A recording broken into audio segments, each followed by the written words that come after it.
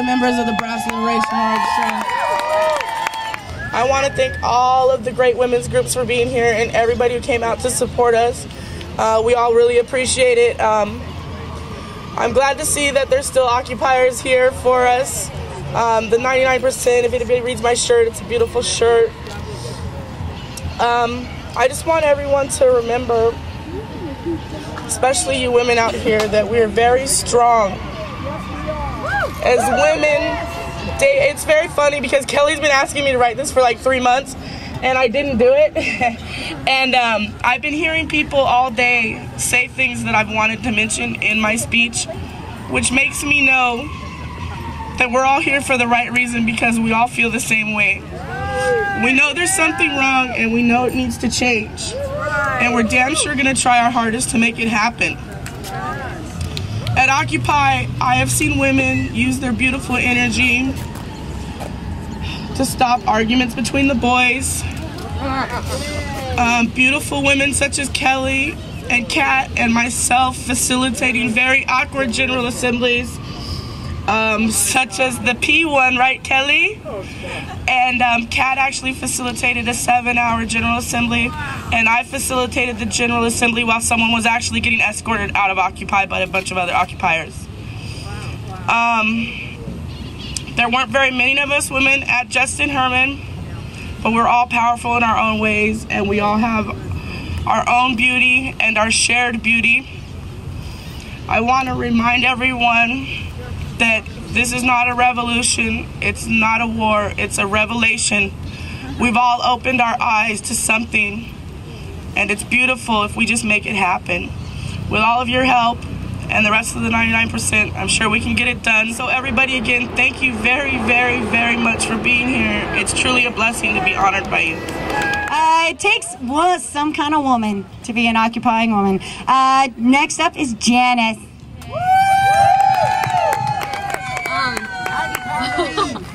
I just want to say thank you to all the Occupy women who have inspired me throughout the beginning of this occupation, because I'm terrified of public speaking, but everyone who's facilitated and all the women have just inspired me, so I'm just going to share a little something. So brothers and sisters, thank you so much for being here and supporting the women of the 99%. We're all here because we believe in equality regardless of what gender we are. The feminist movement, the suffragettes, people like Susan B. Anthony, Emma Goldman, Angela Davis, just to name a few, fought for women's rights. And today we continue to build off of their courageous struggles and achievements. As we occupy, we face challenges not only within the corrupted economic system, but within social aspects of society as well. In our fight for justice and push to bring retribution to the perpetrators of the 2008 financial collapse, we must also, we must also work on creating a fair system that recognizes the rights of both genders. In this country, women are met with oppressive commentary from misogynistic public figures. Rush Limbaugh. American women are labeled as sluts, whores, and prostitutes for trying to provide access to contraceptives and abortion. The legislative attack and the war on women has to end. We cannot be divided in this world or this movement through gender, race, class, or anything that is not our hearts and minds fighting for a better society. We are the 99% and we have to stick together. Well, that's it. Hi, I want to thank you all for being here to celebrate International Women's Day, and especially Kelly and Big Mama, otherwise known as Deborah, for organizing this.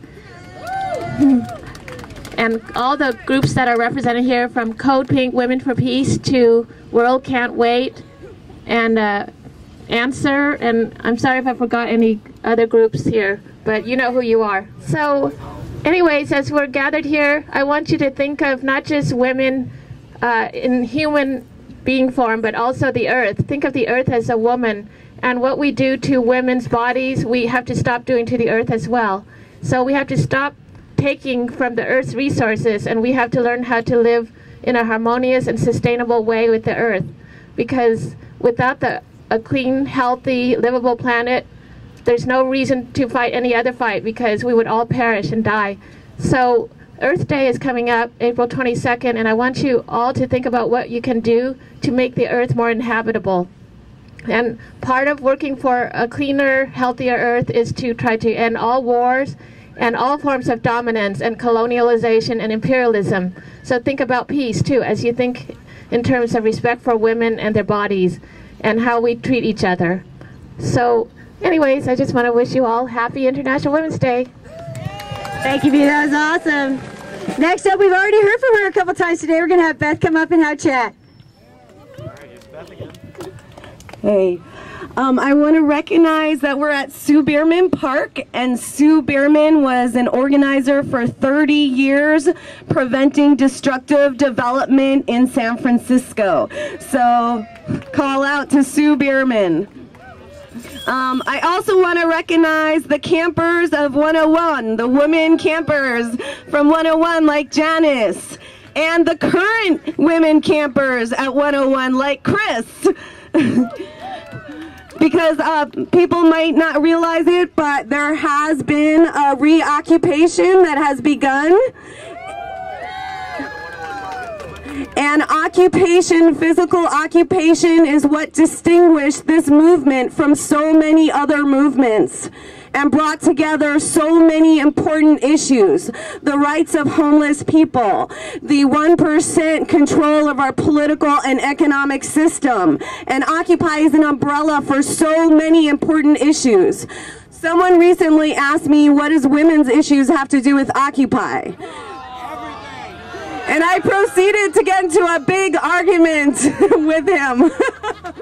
But I think women's issues have everything to do with Occupy, and Occupy has everything to do with women's issues.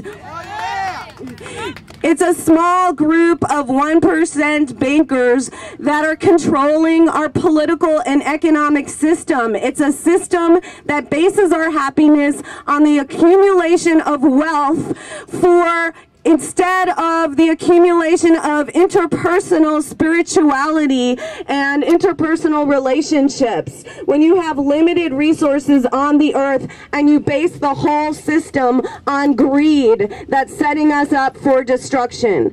And women have been primary participants in calling attention to this. In Bolivia, they're calling attention to the rights of nature, and they actually passed in their parliament a provision that recognizes the rights of rivers, lakes, oceans, forests, and it's all interrelated. And it's thanks to women and the ecofeminist movement that we are beginning to recognize the interconnections between the financial system and the environmental system and the political system. So